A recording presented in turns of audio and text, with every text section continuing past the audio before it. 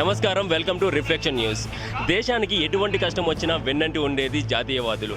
అలాంటి జాతీయవాదులు ఈరోజు ఇక్కడ ట్యాంక్ బండ్ దగ్గర ఇందిరా పార్క్ దగ్గర ధర్నా చేస్తున్నారు. ఈ ధర్నా ఎందుకు చేస్తున్నారు అనే విషయం వాళ్ళని అడిగి తెలుసుకుందాం.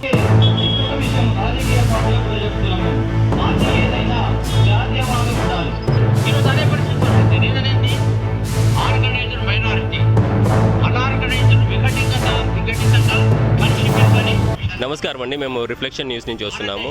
ఇక్కడ ఈ ధర్నాలో ఏం జరుగుతుంది, అసలు ఇక్కడ ఈ ధర్నా పెట్టడానికి గల కారణం ఏంటండి? జై శ్రీరామ్, భారత్ మాతాకి జై. ఇక్కడికి వచ్చింది ఏంటంటే, ముఖ్య ఉద్దేశం ఏంటంటే, రోహింగ్యాలు అనేది మన భారతదేశంలో వాళ్ళకి, మన రాష్ట్రంలో, మన భారతదేశంలో వాళ్ళకి ఏమైపోయింది అంటే, ఏదో పుష్కరాలకు పోతారు, లేదంటే ధార్మిక దీనికి పోతారు కదా, అట్లా అయిపోయింది వాళ్ళకి ఇప్పుడు పరిస్థితి. దానివల్ల భారతదేశంలో ఉన్న హిందువులే కాదు, ముస్లిమ్సే కాదు, క్రిస్టియన్సే కాదు, ప్రతి ఒక్కరు వాళ్ళకు వచ్చే గవర్నమెంట్ నుంచి వచ్చే ఫండ్ ఏదైతే వాళ్ళకు సదుపాయాలు ఏదైతే ఉంటాయో వాళ్ళన్నీ రోహింగ్యాలకు పోతున్నాయి. ఇప్పుడు నాట్ ఓన్లీ హిందువులు ముస్లిమ్స్ కంటే క్రిస్టియన్స్ కంటే ఎక్కువ బాధపడుతుంది హిందువులే. ఎందుకంటే రేపు పొద్దున వాళ్ళకి పథకాలన్నీ వాళ్ళకి పోయిన తర్వాత మిగిలిన వాళ్ళకి ఏం మిగులుతాయి? నాకు వచ్చేది నీకు వచ్చే పథకం కూడా వాళ్ళకి వెళ్ళిపోతుంది.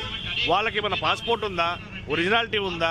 వాళ్ళు ఇక్కడ కూడా కాదు, 10 మందిని 15 మందిని కంటాడు కానీ వదిలేస్తాడు, పందుల్ని కన్నట్టు కానీ వదిలేస్తే వాడికి వచ్చేది ఏమున్నది? ఇప్పుడు భారతదేశంలో ఇప్పుడు ఉన్న పరిస్థితుల్లో ఏమైపోయింది అంటే, వాళ్ళు మెజారిటీ అయినారంటే మాత్రం చాలా కష్టంగా ఉంటుంది.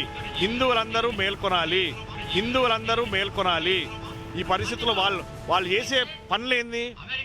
కన్వర్ట్ చేయడమా, హిందూ అమ్మాయిల్ని కన్వర్ట్ చేయడమా, లేదంటే బాంబ్ బ్లాస్టులు చేయడమా, లేదంటే ఉగ్రకారకాపాలకు వాళ్ళు సహకరించడమా, ఇట్లాంటివి చేస్తున్నారు వాళ్ళు. ఎందుకంటే వాడు ఇక్కడ కాదు, ఇక్కడ సంస్కృతి తెలియదు, సంప్రదాయం తెలియదు, భారతదేశ పౌరుడు అనే పేరే ఉండదు వాడికి.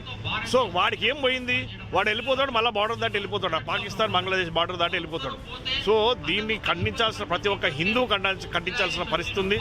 ఈరోజు చూడండి ఒకసారి, ఒక ఎంఏఎం అసదుద్దీన్ ఓవైసీ లాంటి ఆయన అన్నాడు అంటే వాళ్ళ జనాభా ఎట్లా పెరుగుతుంది అనేది మనం అర్థం చేసుకోవచ్చు. థ్రెట్ ఆఖరికి ముస్లిమ్స్కే థ్రెట్ అయ్యేటట్టున్నారు వాళ్ళ పరిస్థితి. సో కాబట్టి ఏంటంటే, ప్రతి ఒక్క హిందువు స్పందించాల్సిన అవసరం ఉంది, ప్రతి ఒక్క హిందువు మేల్కొనాల్సిన అవసరం ఉంది. ఓకే అండి, ఇప్పుడు చాలామందికి అసలు ఈ రోహింగ్యాలు అంటే తెలియదు. అసలు ఈ రోహింగ్యాలు ఎవరు అనేది అంటే చాలామంది ప్రజల్లో చాలామంది అవగాహన లేదు ఈ రోహింగ్యాలు అంటే. ఈ రోహింగ్యాల గురించి కొంచెం క్లుప్తంగా మన ప్రేక్షకులు చెప్పగలరు? రోహింగ్యాలు అని అంటే, ఏదైతే బార్డర్ల నుంచి వచ్చి మన దేశంలోకి వస్తారో వాళ్ళు అక్కడి నుంచి వచ్చి వాళ్ళు ముస్లిం అని పేరు చెప్పుకొని వాళ్ళు సంతతిని పెంచుకుంటూ పోయి వాళ్ళని జనాభా వృద్ధి చేసేసుకొని వాళ్ళు డామినేట్ చేయడానికి చేస్తున్న పరిస్థితులు. ఇదే ఇంతకుముందు చెప్పిన కదా, ఉగ్ర కార్యక్రమాలు చేయడం అనేది. లేదంటే వాడికి ఏముంటుంది? వాడికి ఎక్కడి నుంచో వచ్చినవాడు వాడికి ఏముంటుంది? వాడు ప్రతిదీ పాస్పోర్ట్ దగ్గర నుంచి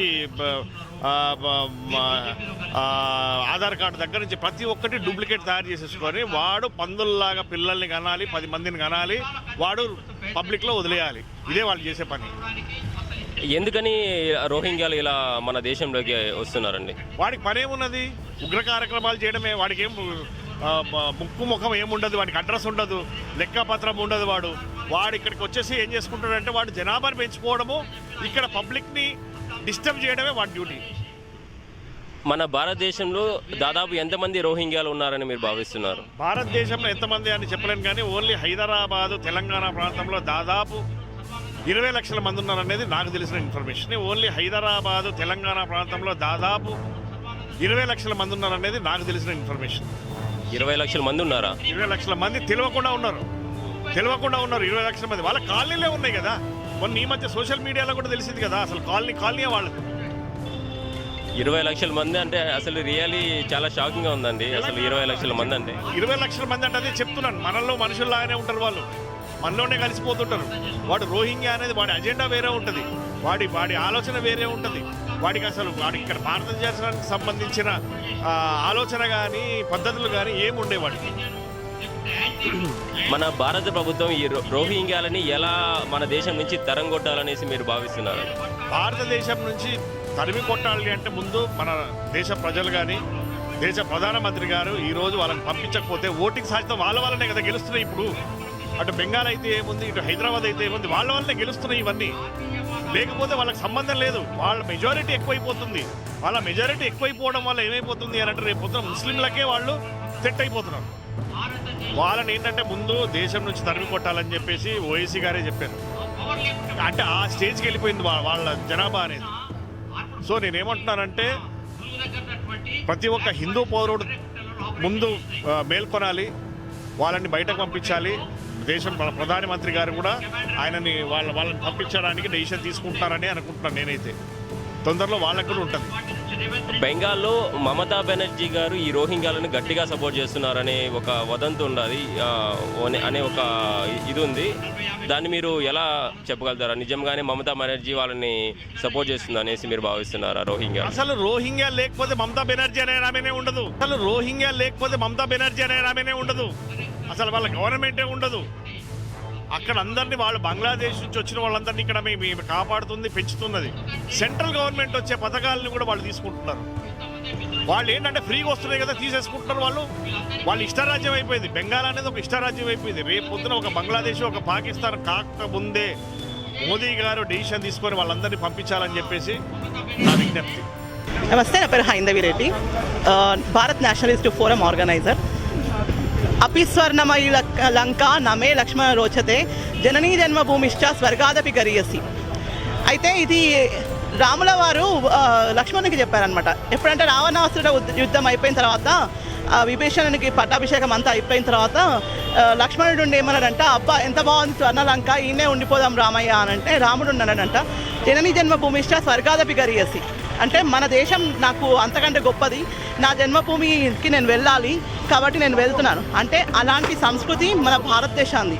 అలాంటి రామాయణం మనము ఇక్కడ ఈ రాముడు ఇక్కడ అవతారం ఎత్తినటువంటి భూమి ఇది. కానీ ఇలాంటి భారతదేశంలో ఇవాళ ఏమవుతుంది అని అంటే అక్రమ వలసదారులందరూ వచ్చి తిష్ట చేసుకొని వాళ్లకు కావాల్సినటువంటి సౌకర్యాలు వాళ్ళకు పొందుకుంటా మన ప్రజలకు సంబంధించినటువంటి ఏదైతే రావాల్సినటువంటి పథకాలు ఏవైతే ఉన్నాయో వాటిని గుంజుకుంటా ఉంటే ఒక భారతీయురాయలుగా నేను ఖచ్చితంగా ఈ యొక్క అంశాన్ని విభేదిస్తా. ఎవడ్రా నువ్వు అసలుకి, ఎవడబ్బా సొత్తు అని చెప్పేసి అని ఈడికొచ్చి ఎవడబ్బా సొత్తు అని కులుకుతూ తిరిగే రామచంద్ర అని చెప్పేసి అని భక్త రామదాసు ఆ రోజే అడిగిండు. ఇలా నేను అడుగుతున్నా, ఎవడబ్బా సొమ్మని కులుకుతున్నారు రాబ్బాయి అక్రమ వలసదారులందరూ కూడా, ఎవడబ్బా సొమ్మని కులుకుతున్నారు రాబ్బాయి అక్రమ వలసదారులందరూ కూడా, బయట నుంచి వచ్చిన ముండావాడుకలు అందరూ కూడా ఇవాళ ఇక్కడ మా దేశంలో కూర్చొని మా ఏదైతే ఉందో మా యొక్క పథకాలు మేము పెట్టినటువంటి ట్యాక్సులు కట్టినటువంటి డబ్బులతోనే మీరు సకల భోగాలు అనుభవిస్తూ ఉంటే ఒక భారతీయురాలిగా నేను ఉద్యమం మొదలుపెట్టినా. ఎందుకోసం అనంటే నేను ఉండేటటువంటి ప్రాంతం బాలాపూర్, నేను బాధితురాల్ని. ఇవాళ ఆ బాధ ఏ విధంగా ఉంటుందన్నది బాధితులకు మాత్రమే అర్థమవుతుంది ఖచ్చితంగా. కాబట్టి మీరు కూడా అక్కడ నుంచి తరిమేశారు అని అంటే మీరు అక్కడ ఏదో దుశ్చర్య చేసిండ్రు కాబట్టి ఆ దేశం నుంచి తరిమి కొడితే వచ్చి మీరు ఏం చేసిర్రు, బంగ్లాదేశ్ నుంచి వలస వచ్చుకుంటూ మన దేశంలోకి వచ్చిండ్రు, మా దేశంలోకి వచ్చిర్రు. మా దేశంలోకి వచ్చిన వాళ్ళు ఏం చేసిర్రు, మీరు సీదా వచ్చి హైదరాబాద్లో సెటిల్ అయిపోయారు. ఓడిమేపాలి మిమ్మల్ని, ఎవడు మిమ్మల్ని మేపడానికి మాకేమైనా పని లేదా? ఓడిమేపాలి మిమ్మల్ని, ఎవడు మిమ్మల్ని మేపడానికి మాకేమైనా పని లేదా? తెలంగాణ ధర్మసత్రమా, హైదరాబాద్ ధర్మసత్రమా, భారతదేశం ఏమైనా ధర్మసత్రమా నీకు? కాబట్టి ప్రభుత్వాలు కూడా ఆలోచించాలి.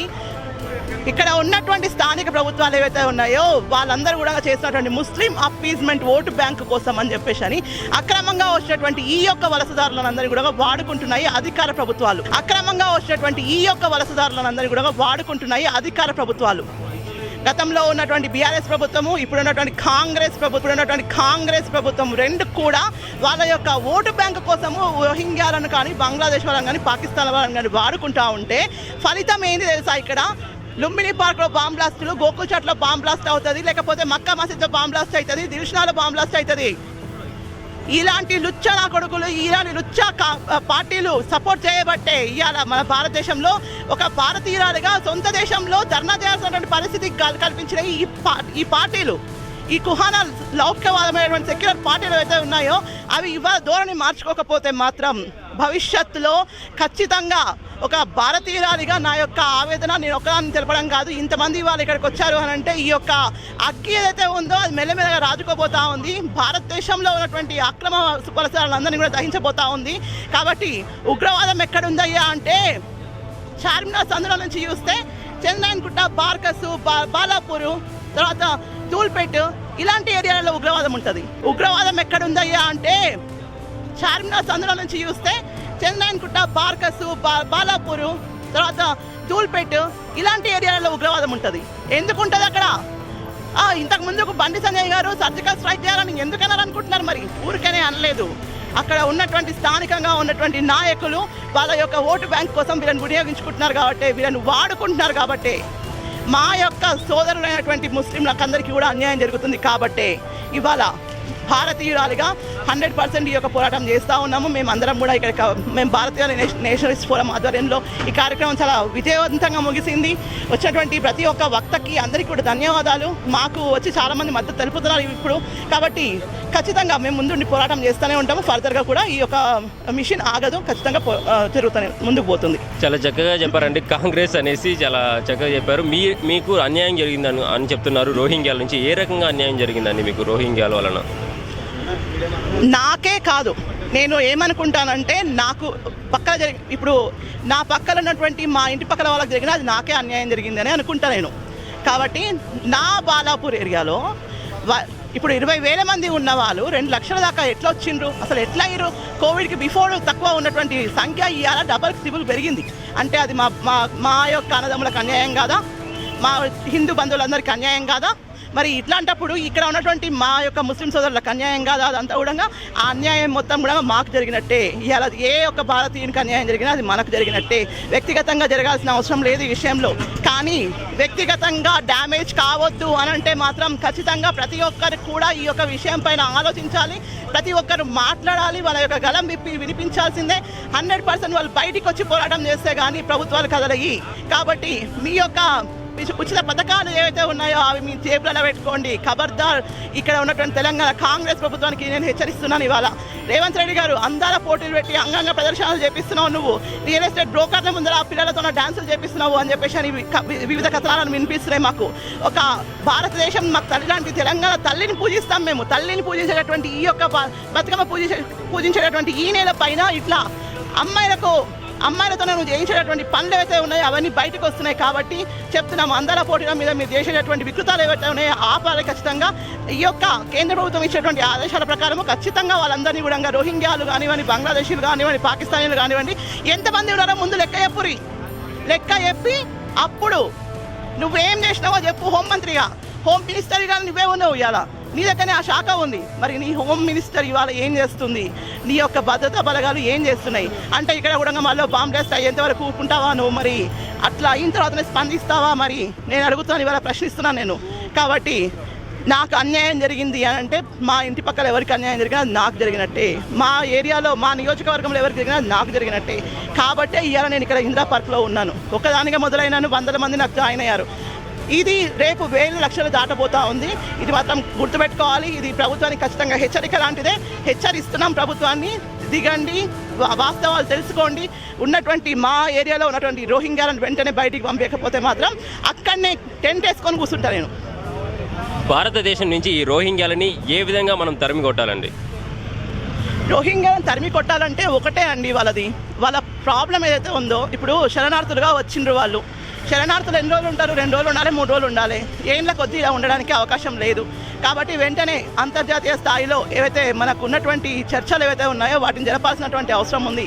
హ్యూమన్ రైట్స్, అంతర్జాతీయ స్థాయిలో ఉన్నటువంటి హ్యూమన్ రైట్స్ ఏవైతే ఉందో వాళ్ళతో కూడా మాట్లాడాలి మనం ఖచ్చితంగా. ఐక్యరాజ్య సమితిలో కూడా జోక్యం చేసుకోవాలి. ఎందుకంటే ఇంకొకటి ఏంటంటే యాక్చువల్గా ఇవన్నీ కూడా కాదండి, కేంద్ర ప్రభుత్వం తలుచుకున్నది.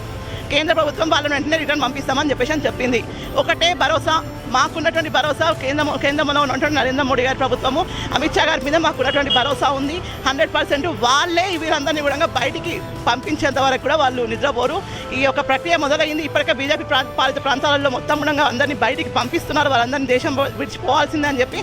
కాబట్టి ఇక్కడ కాంగ్రెస్ పాలిత ప్రాంతాలలో, ముఖ్యంగా దక్షిణ ప్రాంతంలో ఉన్నటువంటి రాష్ట్రాలలో ఉన్నటువంటి ఈ యొక్క కుహానా సెక్యులర్ లౌకిక పార్టీలు ఏవైతే ఉన్నాయో, ప్రభుత్వాలు ఏవైతే ఉన్నాయో అవి చర్యలు తీసుకోకపోతే మాత్రం మీరు రాసియండి, చేత కాదు మాకు అని చెప్పేసి అని. మేము చేతులకు గాజులు కాదు, మేము ఆడంగులము, మేము గాజులు వేసుకున్నాం చేతులకు అని చెప్పండి. మేము కూడా మా చేతులకు ఉన్న గాజులు తీసి మీ చేతులకు తొడుగుతాము.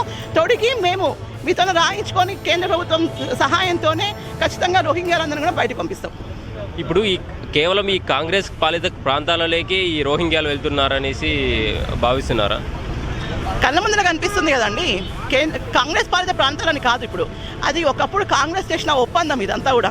అంతర్జాతీయంగా ఉన్నటువంటి ఎవరైతే శరణార్థులు ఉన్నారో, ఎవరైతే బిచ్చగాలు ఉన్నారో వాళ్ళందరికీ కూడా ధర్మసత్రం భారతదేశం అని చెప్పేసి ఇళ్ళకి తీసుకొచ్చారు. మన కాడ మనకు మస్తు సంపద ఉన్నది, మనం మోదవర్లము, మన దగ్గరనే ఉండాలి వీళ్ళందరూ, మనకు ఉంటే మంచిగా ఉంటుంది అని చెప్పేసి ఆ రోజు కాంగ్రెస్ ప్రభుత్వం తీసుకొచ్చినటువంటి ఘనత ఇదంతా కూడా. ఫలితంగానే ఇవాళ ఉన్నటువంటి దరిద్రాలన్నీ కూడా మన దగ్గర చేస్తున్నటువంటి దరిద్రాలు ఏవైతే మర్డర్లు అవుతున్నాయో, మానభంగాలు అవుతున్నాయో, ఎన్ని రకాలైనటువంటి దరిద్రాలు అవుతున్నాయో అన్నిటి కారణం వాళ్ళే. కాబట్టి కాంగ్రెస్ ప్రభుత్వం చేసినటువంటి దరిద్రమే ఇది. కాబట్టి ఇక్కడ కూడా కాంగ్రెస్ ప్రభుత్వమే ఉంది కాబట్టి మేము ఖచ్చితంగా ప్రభుత్వాన్ని నిలదీస్తాం 100%. కేంద్రంలో ఉన్నటువంటి బీజేపీ ప్రభుత్వం ఏం చేయలేకపోతుంది అది కాదు. కేంద్రమైనా సరే, రాష్ట్రమైనా సరే ఈ యొక్క దేశ అంతర్గత భద్రత పైన దృష్టి పెట్టకపోతే మాత్రం మేము ఎవరినైనా ఖచ్చితంగా ప్రశ్నిస్తాం. ఓకే అండి, థ్యాంక్ యూ. ముఖ్యంగా ఈ యొక్క ధర్నా ఏదైతే ఏర్పాటు చేసిండ్రో భారత నేషనలిస్ట్ ఫోరం ఆధ్వర్యంలో అక్రమ వలసదారులు, భారతదేశంలో వచ్చినటువంటి చొచ్చుకోవచ్చినటువంటి అక్రమ వలసదారులు ఎవరైతే ముఖ్యంగా రోహింగ్యాలు ఉన్నారో, ఈ రోహింగ్యాలు అనేది మనం చిన్నగా అర్థం చేసుకోవాల్సిన విషయం ఒకటి ఉంది. ఈరోజు రోహింగ్యాలను శాంతికి నిర్వచనమైనటువంటి బౌద్ధ దేశమైనటువంటి మయన్మార్ అంటే బుద్ధిస్టులే వీళ్ళని భరించలేకపోతున్నప్పుడు ఈ దేశంలో మన భారతదేశంలో భారత్ ఎట్లా భరిస్తుందండి? పక్కనే వాళ్ళ ముస్లిం దేశం ఉంది, ఏది? బంగ్లాదేశ్ ఒక ఇస్లామిక్ స్టేట్. భారతదేశంలో అంటే బంగ్లాదేశ్ వాళ్ళ ముస్లిం దేశం అయి ఉండి సాటి ముస్లింలను వాళ్ళు భరించలేకపోయినప్పుడు భారతదేశం మాత్రం ఎందుకు భరిస్తుంది? ఎట్లా భరిస్తుంది? అంటే భారతదేశం అనే ధర్మసత్రమా? ఫ్రీగా ఎవడు పడతాడు రావచ్చు, ఎవడు పడతావచ్చు అని పెట్టుకుని ఏమైనా పుణ్యానికి వచ్చిన దేశమా? అఖండ భారతదేశం మనం 1000 ఏళ్ల పోరాటం తర్వాత సాధించుకున్నటువంటి దేశం ఇది. ఈ దేశంలో ఎవడు పడతాడు వస్తా అంటే చూసుకుంటే ఎట్లుకుంటాము. కాబట్టి ఖచ్చితంగా దీనిపైన దేశవ్యాప్తంగా చర్చ జరగాలి. దేశవ్యాప్తంగా దీనిపైన అవగాహన సదస్సులు, ధర్నాలు ఇవన్నీ కూడా జరగాలి. ఖచ్చితంగా రాబోయే రోజుల్లో కూడా ముఖ్యంగా ఎన్ఆర్సీ సిఏఏ చట్టం అనేది స్ట్రిక్ట్గా అమలుపరచాలి. ముఖ్యంగా సిఏఏ చట్టం అనేది ఈ వలసదారులను పంపించే విషయం సంబంధించి కాదు, అది కేవలం అక్కడ ఉన్నటువంటి మతపరమైనటువంటి హింసను ఎదుర్కొన్న వాళ్ళకు మాత్రమే ఆశ్రయం ఇచ్చేది. కాకపోతే ఎన్ఆర్సీ అనేది ముఖ్యంగా ఇది అక్రమ వలసదారులకు సంబంధించినటువంటి చట్టం. ఇది ప్రతి దేశానికి ఎన్ఆర్సీ ఉంటుందండి. ఈరోజు మీరు విదేశాలకు తీసుకున్నా కూడా మన ముస్లిం కంట్రీస్ అయినటువంటి మన సౌదీ అరేబియా, దుబాయ్, ఆ దేశాలకు కూడా ఎన్ఆర్సీ ఉంటుంది. ప్రతి దేశానికి ఆ నాగరికులు ఎవరు, ఆ దేశం సంబంధించినటువంటి నాగరికులు ఎవరు అనేది ఒక రిజిస్టర్ ఉంటుంది. అంటే దాంట్లో ప్రతి ఒక్కరు కూడా సభ్యులై ఉంటారు. ఓటు వచ్చిన ప్రతి ఒక్కరు రిజిస్టర్ అనేం కాదు. ఇక్కడ దొంగ ఓట్ల ద్వారా వచ్చినటువంటి వాళ్ళు కూడా చాలామంది. కాబట్టి ఇక్కడ పుట్టి, ఇక్కడ పెరిగి, ఇక్కడ విద్యను అభ్యసించిన వాడే ఈ దేశానికి సంబంధించినటువంటి వాడు. ఈరోజు దొంగ సర్టిఫికెట్లు చూస్తున్నారు మనం. 100 రూపాయలు, 200, 1000, 2000 కోసం దొంగ సర్టిఫికెట్లు చేసి ఇష్టం వచ్చినట్టు వాళ్ళకు ఆధార్ కార్డులు చేసి ఇస్తున్నారు. వీటన్నిటిపైన ఉక్కుపాదం మోపాల్సిన అవసరం ఉంది. ఈ యొక్క బంగ్లాదేశ్ అక్రమ వలసదారుల వల్ల భవిష్యత్తులో మన దేశానికి సంబంధించినటువంటి ఆర్థికంగా కానీ, సామాజికంగా కానీ, లేదా మతపరమైనటువంటి జనాభా ఒక సంతులిత అనేది ఇది పూర్తిగా డిస్టర్బ్ అయ్యే అవకాశం ఉంది. పాపులేషన్ ఎక్స్చేంజ్ అనేటటువంటి ప్రపోజల్ ఏదైతే బాబాసాహెబ్ అంబేద్కర్ గారు 1940లో పెట్టడం జరిగిందో, ఆ పాపులేషన్ ఎక్స్చేంజ్ కన్నా డేంజరస్ కాన్సెప్ట్ ఇది. కాబట్టి ఈ ఎన్ఆర్సీని ఇమీడియట్గా అమలుపరిచే విధంగా కేంద్ర ప్రభుత్వానిపైన మనం ఒత్తిడి తీసుకొని రావాలి. కేంద్ర ప్రభుత్వం సంబంధించినటువంటి ఈ చట్టాలు అమలుపరిచే క్రమంలో మనందరం కూడా మనం ప్రతి ఒక్కరం కూడా ప్రజలకు అవగాహన కల్పించాలి. దీనివల్ల వచ్చినటువంటి నష్టాలు మనకు ఏవైతే ఉన్నాయో ఈ నష్టాలపైన మనం ప్రతి ఒక్కరు కూడా అవగాహన కల్పించి తద్వారా మనము కేంద్ర ప్రభుత్వానికి మనం సహకారం అందిస్తే కనుక ఈ ఎన్ఆర్సీ ఒకటి కనుక ఖచ్చితంగా అమలు పడ్డదంటే ఖచ్చితంగా ఈ అక్రమ వలసదారులను అందరూ కూడా పంపించవచ్చు. ఎందుకంటే వీళ్ళందరూ చెప్పుకోవడానికి భారతదేశంలో ఉంటారు, కానీ వీళ్ళ ఆత్మ మొత్తం కూడా పాకిస్తాన్లోనో బంగ్లాదేశ్లోనో ఉంటుంది వీళ్ళది. కాబట్టి ఇట్లాంటి వాళ్ళు ఎప్పటికైనా దేశానికి ప్రమాదమే. వీళ్ళని స్లీపర్ సెల్స్గా వాడుకుంటారు కొంతమంది, వాళ్ళకు ఉన్నటువంటి పేదరికమో ఇంకేదైనా కారణమై ఉండొచ్చు. వీళ్ళని స్లీపర్ సెల్స్గా వాడుకోవచ్చు, టెర్రరిస్ట్గా వాళ్ళని తీర్చిదిద్దొచ్చు, వాళ్ళని ఇక్కడ దేశంలో హింస చెలరేగే విధంగా తీర్చిదిద్దొచ్చు. ఉదాహరణకు మనం వెస్ట్ బెంగాల్ చూస్తున్నాం. ఈరోజు వెస్ట్ బెంగాల్లో ఇప్పటికి కూడా హిందువులే మెజారిటీ, అయినా కూడా వాళ్ళపైన విపరీతమైన దాడులు జరుగుతున్నాయి. ఎవరి బలంతో జరుగుతున్నాయి? ఇట్లా అక్రమ వలసదారుల బలంతో జరుగుతున్నాయి. కాబట్టి ఈ ముఖ్యంగా ఈరోజు హైదరాబాద్లో బాలాపూర్లో కూడా చాలామంది అక్రమ వలసదారులు ఉన్నారు. బాలాపూర్ అయితేనేమి, ఇక్కడ మన బోడుపల్ దాటిన తర్వాత మన చెర్లపల్లి జైలుకి సంబంధించినటువంటి ప్రాంతంలో కానీ చాలా చోట్ల ఇట్లాంటి వ్యక్తులు ఉన్నారు. ఇప్పుడు వీళ్ళందరిపైన కూడా ప్రభుత్వం వెంటనే వీళ్ళందరిపైన కూడా ఒక నిఘా ఏర్పరిచి వీళ్ళందరూ ఎక్కడి నుంచి వచ్చారు, వీళ్ళ పౌరసత్వం ఎక్కడిది, వీళ్ళు రోహింగ్యాల లేకపోతే భారతీయుల ఎంబడే తెలుసుకొని వీళ్ళు అక్రమ వలసదారులు అయితే కనుక వెంటనే వాళ్ళందరినీ కూడా ఈ దేశం నుంచి డిపోర్ట్ చేసి వాళ్ళ స్వస్థానాలకు పంపించాలని చెప్పి డిమాండ్ చేస్తున్నాం. ఓకే అంటే ఎన్ఆర్సీ సిఏఏ చట్టాలను వ్యతిరేకిస్తూ కొంతమంది ఉద్యమాలు ధర్నాలు అవి చేశారు. దీంట్లో రాజకీయ కుట్రకోణం ఏమన్నా ఉందనేసి మీరు భావిస్తున్నారా? ఇది ఎవరు ఈ రాజకీయ కుట్రకోణంలో ఎవరు పాలు పంచుకుంటారనేసి మీరు భావిస్తున్నారు? ఏముంది పాలు పంచుకునేది ఏముంది? బ్రిటిషోనికి పుట్టింది కాంగ్రెస్ పార్టీ, చైనాను పుట్టింది కమ్యూనిస్ట్ పార్టీ. బ్రిటిషోనికి పుట్టింది కాంగ్రెస్ పార్టీ, చైనాను పుట్టింది కమ్యూనిస్ట్ పార్టీ. వీళ్ళకి ఎట్లుంటుందంటే ఎంతసేపు మైనార్టీల బుజ్జగింపు రాజకీయాలు చేసి వాళ్ళను ఆ విధంగా వాళ్ళని దగ్గర హక్కున చేర్చుకొని తద్వారా వాళ్ళ ఓట్లు తీసుకొని ఒక ఓట్ల రాజకీయం చేయాలని చెప్పి ఒక ఉద్దేశంతో తద్వారా ఈ దేశాన్ని మళ్ళీ బ్రిటిష్ పాలనకో లేకపోతే మొఘల్ పాలనకు తీసుకెళ్ళాలనేటువంటి దురుద్దేశంతో ఈ విధంగా మైనార్టీ సంతుష్టీకరణ రాజకీయాలు అనేటివి ఈరోజు కొన్ని దేశంలో ఉన్నటువంటి కొన్ని పెద్ద పార్టీలు చేస్తున్నాయి. ఆ క్రమంలో వాళ్ళు చేసేటటువంటి కుట్రలే ఈ యొక్క ప్రజలను, ముఖ్యంగా యువత ఈరోజు చదువుకున్న వాళ్ళు ఎక్కువ ఉన్నారు. ఎవడో చెప్పిండి వినకండి, మీరు ఏ పార్టీ చెప్పినా సరే వినకండి. అది మీరు సొంతంగా ఆలోచించండి. గూగుల్ ఉంది మనకి, ఈరోజు చాలా వరకు మనకు ఫేస్బుక్ ఉంది, ఇంటర్నెట్ ఉంది. మీరు సెర్చ్ చేయండి, దేశానికి ఏది మంచిది ఏది చెడ్డది మీరు సెర్చ్ చేయండి. ఒక పక్క దేశం వాడు పక్క దేశ భావజాలంతో పక్క దేశ ఆత్మతోటి ఈ దేశంలోకి వస్తే ఈ దేశంలో పుట్టేటటువంటి మన నెక్స్ట్ జనరేషన్స్కి అది మంచిదా చెడ్డదా మీరే ఆలోచించండి. అది మంచిదైతే కనుక సపోర్ట్ చేయండి, చెడ్డదైతే కనుక ఖచ్చితంగా దాన్ని ఖండించండి, వాడు ఏ పార్టీ వాడైనా సరే. ఈరోజు కాంగ్రెస్ పార్టీ దేశంలో ఉన్నటువంటి యువతను చాలా తప్పుదోవ పట్టిస్తుంది. ఆ తప్పుదోవ పట్టేయడం వల్లనే ఈ దేశంలో జరుగుతున్నటువంటి మత రాజకీయాలు అనేటివి ఒక తప్పుడు క్రమంలో నడుస్తున్నాయి. అది ఖచ్చితంగా భారతదేశంలో భవిష్యత్ తరంలో ఇక్కడ ఉన్నటువంటి హిందువుల్ని మైనార్టీలుగా ఒక మైనార్టీ అనేటటువంటి ఒక స్టేటస్లో బలవంతంగా నెట్టే విధంగా చేస్తున్నటువంటి ఈ కుళ్ళు రాజకీయాలు, ఈ ఏవైతే కాంగ్రెస్ సంబంధించినటువంటి జోకుడు రాజకీయాలు ఉన్నాయో, ఈ ఏవైతే కాంగ్రెస్ సంబంధించినటువంటి జోకుడు రాజకీయాలు ఉన్నాయో, ఈ జోకుడు రాజకీయాలు తప్ప కుట్ర ఏముంది? 100% పవర్ కావాలన్నటువంటి కుట్ర. దానికోసం వీళ్ళు చేసేటువంటి చెత్త చండాలమైన రాజకీయాలు ఈ మతపరమైనటువంటి రాజకీయాలు.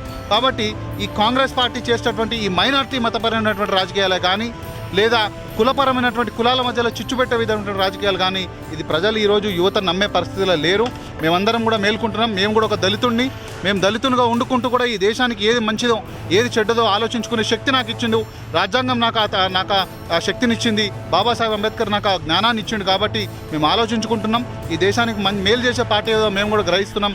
కాబట్టి ఇక మీదట వీళ్ళు చేసేటువంటి కులం రాజకీయాలు, ఈ మైనార్టీ సంతుష్టీకరణ రాజకీయాలు అనేటివి నడవవు. కాబట్టి ఆ విషయంలో మేము కూడా మా యొక్క దళిత ప్రజానీకానికి, యావత్ దళిత ప్రజానీకానికి ఈ యొక్క సిఏ, ఎన్ఆర్సీ, ముఖ్యంగా బంగ్లాదేశ్ అక్రమ వలసదారులు, ఈ కాంగ్రెస్ ప్రభుత్వం తెచ్చినటువంటి కొన్ని కుట్రలను ఏ విధంగా మనము దాన్ని తిప్పికొట్టాలో, ఏ విధంగా వాటికి అర్థమయ్యే విధంగా చెప్పాలో అందరూ కూడా చెప్తున్నాము.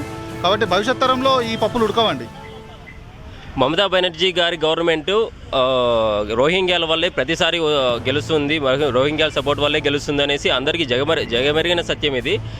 ఇక ఫ్యూచర్లో మమతా బెనర్జీ గవర్నమెంట్ పరిస్థితి ఏంటి? ఇప్పుడు నేనేమంటానంటే మమతా బెనర్జీ ఎవరి సపోర్ట్ తోటి గెలుస్తుంది అనేది కొంచెం పక్కన పెడదాం. మరి మనోళ్ళకి ఏమైంది? మనోళ్ళకి బుద్ధి లేదా? హిందువులకు వాళ్ళు ఆ గవర్నమెంట్ ఫలానా వ్యక్తులకు వాళ్ళు బుజ్జగింపు రాజకీయాలు చేస్తే వాళ్ళకు వన్ సైడ్ ఓటు పడుతుంది అన్నప్పుడు మరి మనకేది మంచిది, మన పిల్లలకి ఏది మంచిది, ఏ పార్టీ అయితే మేలు మన భవిష్యత్తు తరాలు సేఫ్గా ఉంటాయన్న బుద్ధి మరి హిందువులకు లేదా? మరి హిందువులకు కూడా బుద్ధి ఉండాలి కదా. మరి వీళ్ళు కూడా వన్ సైడ్ ఓటింగ్ వేయాలి కదా. వీళ్ళు వన్ సైడ్ ఓటింగ్ చేయకపోతే అట్లనే అంటారు, బెంగాల్ ఎట్లా అంటారు అట్లనే అంటారు. ఇక మన మమతా బెనర్జీ విషయం మాట్లాడితే కనుక మమతా బెనర్జీ క్లియర్ కట్గా ఆమె మతపరమైనటువంటి రాజకీయాలు, మైనార్టీ బుజ్జగింపు చర్యలు ఏవైతే ఉన్నాయో ఆమె క్లియర్గా ఉందండి. ఆమె క్లియర్గా ఉంది. కానీ బెంగాల్లో కూడా హిందువులు జాగృతం అవుతున్నారు. హిందువులు ఏ రోజైతే జాగృతం అవుతారో, నేను ఇందాక చెప్పినట్టు ప్రపంచంలో మనని ఎదిరించే మొగోడు లేడు. వాడు అమెరికా వాడైతేంది, ఆఫ్రికా వాడైతేంది, అరబ్ వాడైతేంది, ఎవరు కూడా హిందువులు జాగ్రత్తమైన రోజు ఈ భారతదేశాన్ని వ్యతిరేకించే మొగోడు ఈ ప్రపంచంలో లేడు. కాకపోతే హిందువులు జాగ్రత్తం అవ్వాలి. మమతా బెనర్జీ ఎట్లాగో వాళ్ళకి కావాల్సింది అది, వాళ్ళు చేసేది అది. కానీ మరి మనం ఎప్పుడు మేల్కుంటాం అంటున్నాను నేను. మరి మనం కూడా మేల్కోవాలి కదా. మనం మేల్కోకుండా మమత వాళ్ళని వీళ్ళనంటే వాళ్ళు అట్లా చేస్తారండి. వాళ్ళకి కావాల్సిన రాజకీయాలు అవి, వాళ్ళు చేసే చెత్త రాజకీయాలు అవి. మనం అర్థం చేసుకోవాలి. విద్య లేనప్పుడు ఇందాక నేను చెప్పినట్టు ఈ బ్రిటిష్ పార్టీలు అవి ఇవి చేసినప్పుడు వేరే మాట, బ్రిటిష్ వాడిని పుట్టిన పార్టీలు వాళ్ళు తప్పుదోవ పట్టిస్తే వేరే మాట. బ్రిటిష్ బ్రిటిష్ పుట్టిన పార్టీలు వాళ్ళు తప్పుదోవ పట్టిస్తే వేరే మాట. ఈరోజు ఇంటర్నెట్ వచ్చింది, పుస్తకాలు వచ్చినాయి, విద్య వచ్చింది, జ్ఞానం వచ్చింది. ఇంకా మనం అర్థం చేసుకోకపోతే ఎట్లా? ఇంకెప్పుడు మేలుకుంటారు హిందువులు? 1000 సంవత్సరాలు నిద్రపోతుడు యాక్టింగే చేశారు. 1000 సంవత్సరాల బానిసత్వం సరిపోదా? ఇంకెన్ని సంవత్సరాలు బానిసత్వంలో మొగ్గాలని చూస్తున్నారు? కాబట్టి హిందువులు మేలుకోవాలా, హిందువులు మేలుకోవాలా, కులాలకు అతీతంగా మేలుకోవాలా, కుల గజ్జీలకెళ్ళి బయటకు రావాలా, ఆర్థికంగా డబ్బు డబ్బు డబ్బు డబ్బు పిచ్చిలకెళ్ళి బయటకు రావాలా. హిందువులు ఫస్ట్ వాళ్ళ మతపరమైనటువంటి వాళ్ళ విలువలను తెలుసుకోవాలా, వాళ్ళ ఐక్యతను మనం పెంపొందించుకోవాలా. హిందువులు ముందు వాళ్ళ ఉన్నటువంటి కొన్ని వెనుకబాటుతనం ఏదైతే ఉందో ఆ వెనుకబాటుతనంలోకి వెళ్ళి మిగతా సోదరులను బయటికి తెచ్చుకునే విధంగా మనం ప్రయత్నం చేసుకోవాలా. ఏ రోజైతే హిందువులు కుల పిచ్చిలకి వెళ్ళి బయటకు వస్తారో హిందువులను టచ్ చేసే మొగోడి భారతదేశంలో ఎవరు లేడండి, ఖచ్చితంగా లేడు. ఈరోజు కాంగ్రెస్ పార్టీ కానీ లేదా మిగతా కొన్ని లెఫ్ట్ పార్టీలు కానీ మమతా బెనర్జీ కానీ కొన్ని పార్టీలు చేసేటటువంటి రాజకీయం అదే కదా. ముస్లింలకు క్రైస్తవులకు సంబంధించేమో మైనార్టీ బుజ్జగింపులు చేస్తుంది, హిందువుల విషయానికి వచ్చేసరికి మాత్రమో వాళ్ళని కులాల పరంగా విభజిస్తుంది. ఎందుకు హిందువులకు సంబంధించి కూడా హిందువుల పరమైనటువంటి రాజకీయం ఎందుకు చేయదు అంటే వాళ్ళు ఒకటవుతారు కాబట్టి. వాళ్ళని ఒకటి కానివద్దు అనేదే వాళ్ళ కుల రాజకీయాలు. ఆ కుల రాజకీయంలోకి వెళ్ళి హిందువులు బయటపడాలి. అది హిందువులు ఫస్ట్ మేలుకోవాలి. దానిపైన మమతా బెనర్జీ ఎంత అండి గట్టిగా హిందువులు ఊపితే ఊడిపోయేది ఆమె. ఫస్ట్ హిందువులు ఊపగలిగేంత ఐక్యత, జ్ఞానము, వీళ్ళ అవేర్నెస్ వీళ్ళకి రావాలి. వీళ్ళకి వచ్చిన రోజు మమతా బెనర్జీ 100 మంది మమతా బెనర్జీలను ఊపి పడేస్తారు హిందువులు. అంత శక్తి ఉన్నది హిందువులలో. కానీ మేల్కోవాలి. ఈ అక్రమ వలసదారులు, ఈ రోహింగ్యాలు యథేచ్ఛగా మన దేశంలోకి ఎలా రాగలుగుతున్నారు? అసలు ఎలా రాగలుగుతున్నా అంటే ఇందాక చెప్పినాం కదా, అక్కడ ఉన్నది దాదాపు 15 సంవత్సరాల నుంచి మమతా బెనర్జీ ప్రభుత్వం ఉంది, దానికి ముందు కమ్యూనిస్ట్ ప్రభుత్వం ఉంది. వీళ్ళిద్దరు కూడా మైనార్టీ పరమైనటువంటి రాజకీయాలు చేసే వ్యక్తులే, ఆ సిద్ధాంతాలు ఉన్నటువంటి పార్టీలే.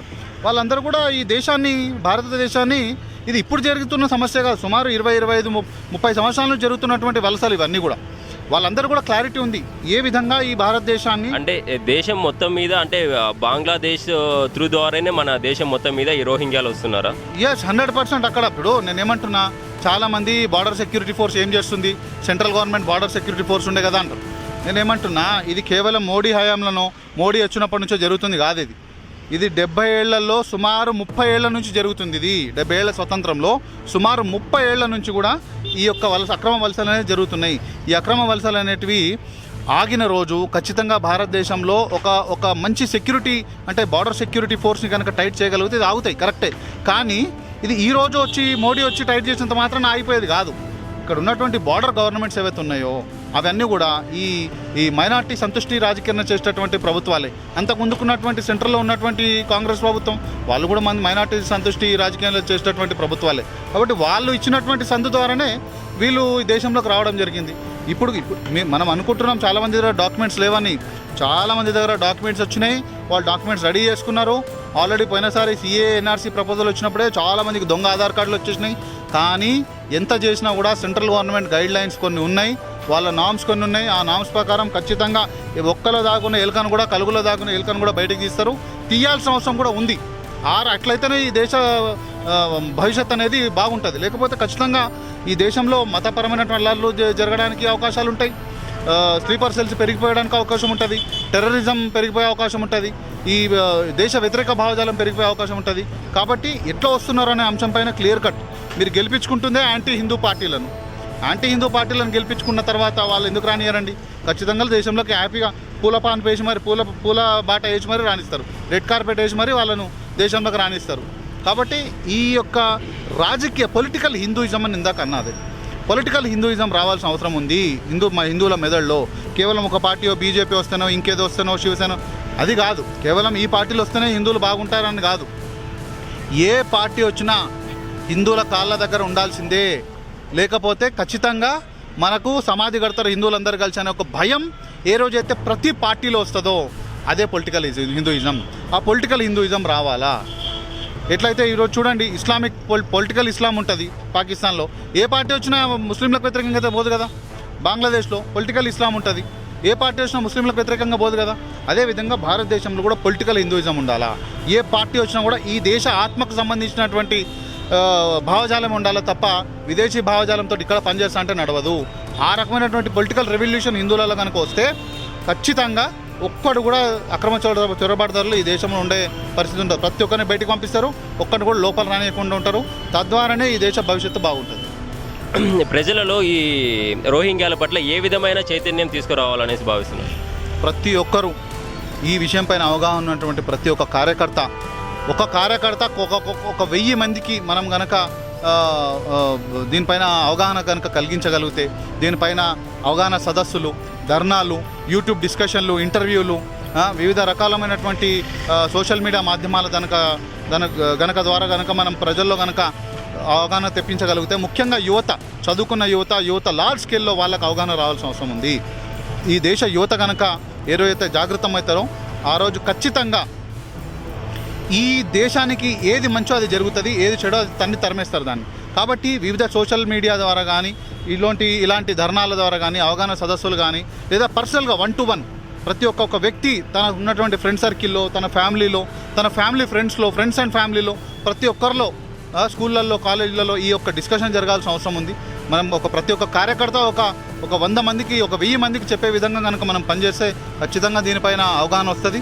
దీనిపైన సబ్జెక్ట్ పెరగాల, ప్రతి ఒక్కరికి పెరగాల. ఇలాంటి అవగాహన సదస్సులు, ధర్నాలు కొన్ని వేల సంఖ్యలో జరగాల, కొన్ని లక్షల సంఖ్యలో భారతదేశ వ్యాప్తంగా అయితే కొన్ని లక్షల సంఖ్యలో జరిగిన రోజే దీనిపైన ఒక చైతన్యం అనేది వస్తుంది. ఆ చైతన్యం వచ్చిన రోజు ఈ హిందువుల శక్తిని ఎవడు ఆపలేడు. ముఖ్యంగా ఈ దేశ భద్రతకు సంబంధించి ఖచ్చితంగా ఎవరైనా కూడా స్పందించాల్సిన పరిస్థితి ఉంటుంది. కాబట్టి ఇట్లాంటి డిస్కషన్, సోషల్ మీడియా కానీ, ధర్నాలు, అవేర్నెస్ అనేది జరగాల్సిన అవసరం.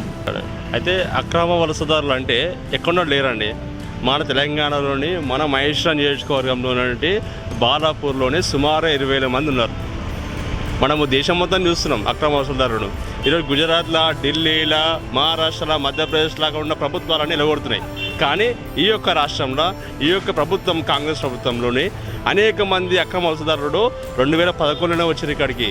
ఆ 2011 నుంచి ఇప్పటిదాకా ఓట్లు వేసుకుంటా, ఇక్కడనే వాళ్ళు తినేనుకుంటా, ఇక్కడనే వాళ్ళ ఓట్లు గంపగుత్తిగా ఓటు వేసుకుంటూ ఒకటే సామాజిక వర్గానికి, ఒకటే పార్టీకి ఓటు వేసుకు గెలిపిస్తూ ఉన్నారు. ప్రభుత్వమా ఓ సిగ్గులేని ప్రభుత్వమా, ఓ సిగ్గులేని ప్రభుత్వమా? అక్రమ వలసదారులను తరిమేయాలంటే నీకు చేతనైతే తరిమేయి, లేదంటే మేమే ఈ యొక్క భారతీయులుగా ముందర కోసం మేమే వెతికి పట్టుకుంటాం, తరిమేస్తామని ఈ సందర్భంగా తెలియజేస్తున్నాను. మా మహేశ్వరంలోనే 20,000 మంది ఉర్రంటే కారణం ఎవరు చెప్పాలంటే 2009లో ఎలక్షన్ గత రాష్ట్ర మంత్రి ఉండే ఆమె, అప్పుడు హోంశాఖ మంత్రి, ఆమె హయాంలోనే 20,000 మంది వచ్చారు, ఓట్లు తెప్పించుకోరు. 2014 ఎలక్షన్ల, 2018 ఎలక్షన్ల, మొన్న ఎలక్షన్ల ఈ అన్ని ఓట్లు గంపౌతిగా పడడం వల్ల అక్కడ ఉన్న సామాజిక వర్గం అనేక మంది హిందువులు దెబ్బతింటూ ఉన్నారు. ఒక 20,000 ఓట్లు ఒకటేసారి పట్టగల అక్కడ ఉన్నటువంటి హిందువులకు మనోభావాలు దెబ్బతీసుకుంటా ఈరోజు అక్రమ వలసదారులు వచ్చి గ్రామాలకు వచ్చి దొంగతనాలు, బైక్ రైడింగ్స్ ఇవన్నీ చేసుకుంటా అనేక ఇబ్బందులు వేస్తున్నాం. మన గ్రామాలు, మా ఊరు మహేశ్వరం మండలంలో దుబ్బచెర్ల ఉంటుంది. అయితే ఈ గ్రామాలలో బోర్లు, పంపులు కానీ, పంపు సెట్లు కానీ బాయిలకాడ ఉంటాయి. ఇవన్నీ దొంగతనం ఎవరు చేస్తున్నారంటే బర్మా నుంచి, మయన్మార్ నుంచి వచ్చిన వారి దొంగతనాలు చేస్తారు. అంటే మన దేశంలో తింటూ, మన దేశంలో ఉంటూ మన దొంగతనం, మన సామాన్ని దొంగతనం చేస్తారు. అంటే ఈరోజు ఇట్లా చేస్తారు, రేపు మొత్తం రాష్ట్రం మొత్తం చేస్తారు, దేశం మొత్తం చేస్తారు. కాబట్టి ఒక రాష్ట్ర ప్రభుత్వం వెంటనే వారిపై చర్యలు తీసుకోవాలి, తరిమేయాలి. ఎందుకంటే ఇప్పుడు గుజరాత్లో మొన్ననే 8,000 మందిని ఇళ్లను కూలగొట్టారు. సేమ్ అదేవిధంగా తెలంగాణలో కూడా ప్రతి గ్రామంలో, మండలంలో, టౌన్లలో, హైదరాబాద్లో కానీ అనేక ప్లేసులకు పోవాలి. వాళ్ళని తరిమే వరకు కూడా ఒక నేషనల్ జాతీయవాదులు ఏ విధంగా అయితే ఫోరం పెట్టిరో దానికి ఫుల్ సపోర్ట్గా ఉన్నాం. దీనికి ముందుకు తీసుకోవాలనేది సందర్భంగా తెలియజేస్తున్నాను. ఓకే అండి, ఈ రోహింగ్యాలని సామాన్య ప్రజలు ఎలా గుర్తించాలి? అయితే వాళ్ళు ఏంటంటే సామాజిక వర్గం చెప్తున్నాను, అందరు రోహింగ్యాలు ముస్లింలు అందరు రోహింగ్యాలు కాదు. అంటే ఒక చిన్న సపోజ్ చెప్తున్నా, అదే సామాన్యులు రోహింగ్యాలని ఎలా గుర్తించాలి? ఏంటంటే అందరు ముస్లిం లాగానే ఉంటారు వాళ్ళు, కానీ వాళ్ళు చెప్పేది ఒకటే చెప్తారు. ఏ నుంచి వచ్చినా అంటే నేను ఒరిస్సా నుంచి వచ్చినా, బీహార్ నుంచి వచ్చినా, ఉత్తరప్రదేశ్ నుంచి వచ్చినా చెప్తారు. కానీ అది కాదు, వాళ్ళ డేటా గుర్తింపు కార్డు ఉంటుంది. వాళ్ళకి గుర్తింపు కార్డు లేదంటే కంపల్సరీ వాళ్ళందరూ కూడా రోహింగ్యాలే. భారత ప్రభుత్వము గత 2009-11 ప్రధానమంత్రి మన్మోహన్ సింగ్ ఉన్నాడు, అప్పుడు వాళ్ళకి గుర్తింపు కార్డులు వచ్చినాయి. ఆ గుర్తింపు కార్డు ఉంటే మాత్రమే వాళ్ళు ఇక్కడ ఉన్నవాళ్ళు. గుర్తింపు లేని వాళ్ళందరూ కూడా దొంగతనంగా వచ్చిన వాళ్ళు మాత్రమే. ఇది అందరూ గమనించాలి. వాళ్ళందరూ కూడా చెప్తారు అట్లే, కానీ మనం డీటెయిల్స్ పోతేనే వాళ్ళకి క్లారిటీ వస్తుంది. ఇప్పుడు దొంగ ఆధార్ కార్డులు కూడా పెట్టుకుంటున్నారు కదా, ఈ దొంగ ఆధార్ కార్డు పెట్టుకోవడం కూడా ఇంకా చూపిస్తున్నారు మేము ఇండియన్సే అనేసి. అంటే దీనిని ఎలా దీనికి కారణం కూడా ఒకటే, కాంగ్రెస్ పార్టీ ఇచ్చింది వీళ్ళే. మళ్ళీ ఓట్ల కోసం వీళ్ళే ఆధార్ కార్డు వేయించారు, వీళ్ళే ఓటర్ కార్డు వేయించారు, మళ్ళీ వీళ్ళు ఓట్ల కోసమే వేసుకుంటారు. కారణం అంతా ఎవరు? గత ప్రభుత్వాలేగా. ఆ ప్రభుత్వాన్ని మనం ప్రశ్నిస్తున్నాము. ఇప్పుడు మీ ప్రభుత్వం ఉందిగా, మీకు దమ్ము ధైర్యం ఉంటే ఎలగొట్టాలని, లేకుంటే మేము ముందర కోసం అంటున్నాం కదా. కాంగ్రెస్ ప్రభుత్వమే ఈ రోహింగ్యాలకి రెడ్ కార్పెట్ వేసి లోపలికి మన దేశం లోపలికి తీసుకొచ్చిందనేసి మీరు చెప్పకనే చెప్తున్నారు. ఈ కాంగ్రెస్ వస్తే దేశం పరిస్థితి ఏంటి? ఇప్పటికి తెలంగాణ వచ్చి ఆగమైపోయినాము. దేశం మొత్తం వచ్చి టోటల్గా ఈ యొక్క అక్రమ వస్తున్నారు ఏ విధంగా ఉన్నారో, ఇటలీ నుంచి వచ్చి ప్రభుత్వం వెళ్తుందో సేమ్ విధంగా అన్ని దేశాల నుంచి వస్తారు, మన దేశాలను చొరవబడతారు. వీళ్ళు కాదు, మన దేశానికి ఏ విధంగా ఆర్మీ రక్షణగా ఉందో మన బాడీ కూడా తెల్ల రక్త కణాలు రక్షణగా ఉంటాయి. అవునా కదా? మనకి ఏమైనా అయితే హాస్పిటల్కి పోతాయి ఇమీడియట్లీ, రక్త కణాలు తక్కువ అయితే. కానీ దేశానికి ఇట్లా ఏమైనా ఇమీడియట్లీ ఏమైనా అయితే సైనికుడు వస్తుండు. కానీ ఈ దేశంలో దొంగతనంగా ఎవరు పంపిస్తున్నారు అంటే మనలో పంపిస్తారు కదా. వీళ్ళని ఈ చీడపులను ఎలగొట్టాలి మనం. ఈ చీడపులను ఎలగొడితే అప్పుడు మనం బాడీ మంచిగా ఉంటుంది, దేశం మంచిగా ఉంటుంది. దగ్గర అయిపోయింది ఆల్మోస్ట్. దేశం మొత్తం ఎలక్షన్లు వస్తూ ఉన్నాయి. ఈ 3వ స్థానంలో 3వ ప్లేస్లో ముర్రాలు. అది ఇట్లా పోతే ముక్త్ కాంగ్రెస్ అయితే ఏ విధంగా అవుతుందో అప్పుడైతేనే దేశం బాగుంటుందని నా ఆలోచన. ముక్త్ కాంగ్రెస్ అయితే ఏ విధంగా అవుతుందో అప్పుడైతేనే దేశం బాగుంటుందని నా ఆలోచన. ఏం లేదు, మన హిందువులకు తెలియచేయండి ఏంటంటే రోహింగ్యాలు మన భారతదేశం లోపల వచ్చేసి ఎలా అయితే సెల్ఫిష్గా బిహేవ్ చేసి మన గుడిల మీద దాడులు ఎలా అయితే చేస్తున్నారో దానికోసం అని చెప్పి మన హిందువులకు కొంచెము తెలియచేయాలని చెప్పేసి మనము ఈ మీటింగ్ అనేది పెట్టడం జరిగింది. ఇది ఈ హిందువులకు అందరికీ తెలియడం ఏంటిదంటే మనమందరం కలిసి మెలిసి ఉంటేనే ఈ దాడులు కాకుండా ఉంటాయి అని చెప్పి తెలియనికి అని చెప్పేసి ఈ ప్రోగ్రామ్ అనేది చేయడం జరుగుతున్నది. ఇంకా ఏంటంటే ఐకవచంగా మా హిందువులు ఉంటే మనం ఐక్యంగా ఉంటేనే ఈ దాడులు జరగకుండా ఉంటుంది. ఆపరేషన్ సింధూర్ అని చెప్పేసి మన ప్రధాని నరేంద్ర మోదీ గారు ఏదైతే పెట్టారో 100% అది నిజం. ఆపరేషన్ సింధూర్ పెట్టారు కాబట్టి ఇప్పుడు వాళ్ళు భయపడ్డట్టు నటిస్తున్నారు.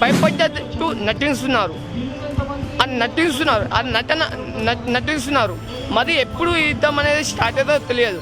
ఎప్పుడైనా మన హిందువులు అనేది దయచేసి మెలుకొని ఉండాలని చెప్పి ఈ మన ఛానల్ ద్వారా మేము తెలియచేస్తున్నాము. మా హిందువులు ఇప్పటికీ శిల్పిష్గా ఆలోచించి ఇంట్లో పడుకోకుండా లేచి ప్రతి ఒక్క ఉద్యమంకి పాల్గొని మన చిన్న పిల్లల వారికి తెలియచేసేది ఏంటంటే హనుమాన్ చాలీసా పారాయణం ఎలా చేయాలి. ఇప్పుడు చర్చికి వెళ్తే బైబుల్ నేర్పిస్తారు, ఎలా చదవాలి బైబుల్ అనేది. ఇప్పుడు మస్జిద్కి వెళ్తే ఖురాన్ ఎలా చదవాలని నేర్పిస్తారు. ప్రతి ఒక్కళ్ళు కర్రస్వామి మన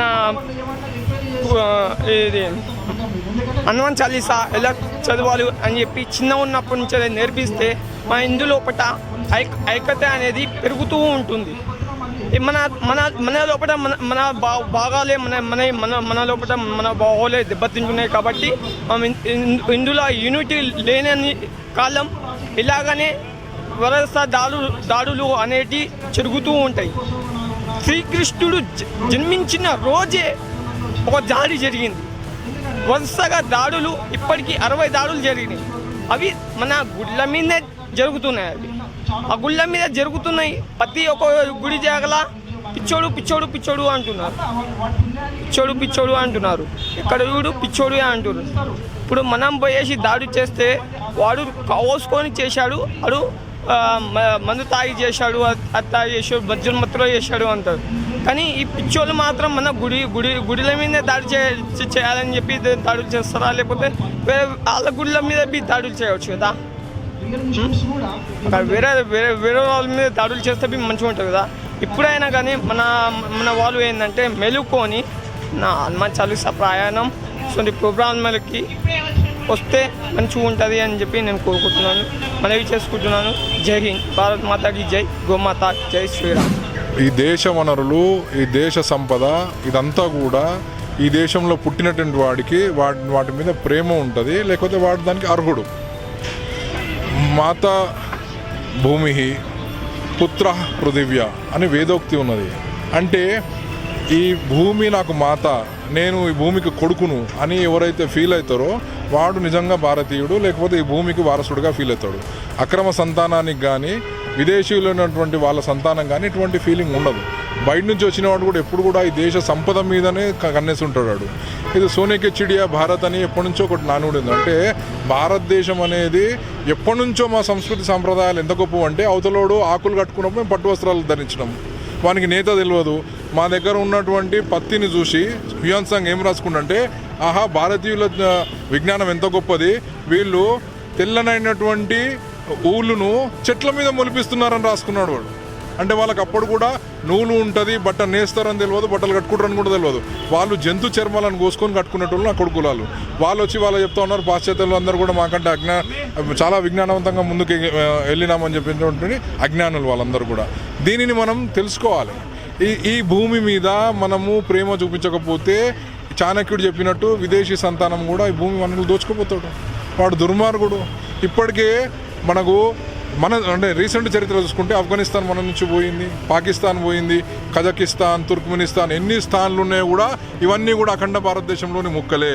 సో ఇప్పుడు కేరళ పోతూ ఉంది, వెస్ట్ బెంగాల్ పోతూ ఉంది, కాశ్మీర్ పోయింది, సగం అస్సాం పోయింది, ఈశాన్య భారత ప్రాంతాలు అన్నీ కూడా పోయినాయి. ఇంకెప్పుడు మేల్కొందాం?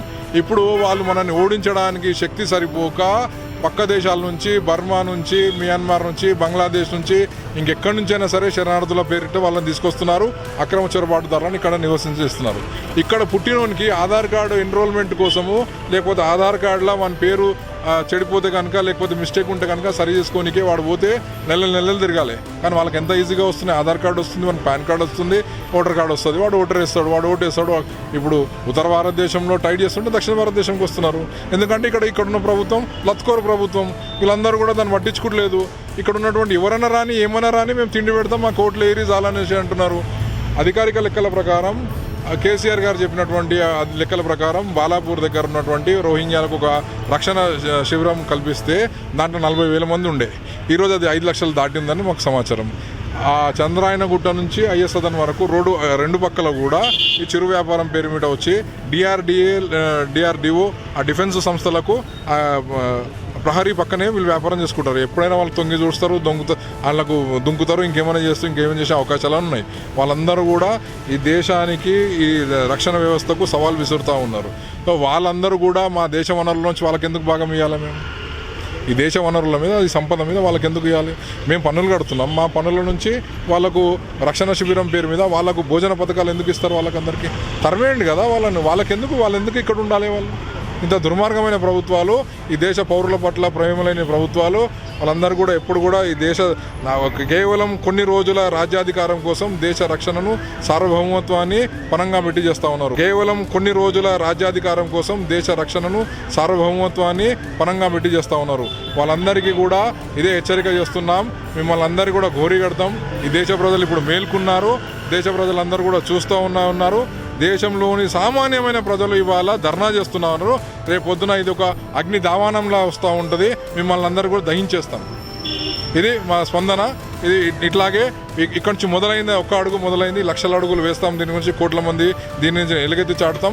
మా దేశాన్ని మేము రక్షించుకుంటాం. మేము ఈ భారత మాత పుత్రులం. భారత్ మాతాకి జై. యాక్చువల్ చెప్పాలంటే కరెక్ట్ టైంలో ఇలాంటి ధర్నాలు దేశం కావచ్చు, రాష్ట్రాలు కావచ్చు చాలా ఉపయోగపడుతుంది. ఎందుకంటే ఇప్పుడున్న సిచ్యువేషన్లో ఇప్పుడంతా యుద్ధాలమయం. అంటే ఏ దేశం చూసుకుంటున్నా ఇప్పుడు యుద్ధం చేస్తేనే మనుగడ సాధించే పరిస్థితులు వచ్చాయి. ముఖ్యంగా భారతదేశంలో ఇప్పుడు ఎందుకు ఇలాంటి ధర్నాలు అవసరం అంటే 25 to 30 వరకు ఆల్రెడీ రోహింగ్యాలు, బంగ్లాదేశ్ వాళ్ళు, పాకిస్తాన్ వాళ్ళు ఇక్కడ వచ్చేసారని చెప్పేసి మీడియా వాళ్ళకి తెలుసు, ప్రభుత్వాలు తెలుసు, ఎమ్మెల్యేలు తెలుసు, ఎంపీలు తెలుసు, సీఎంలు తెలుసు, అందరూ తెలుసు.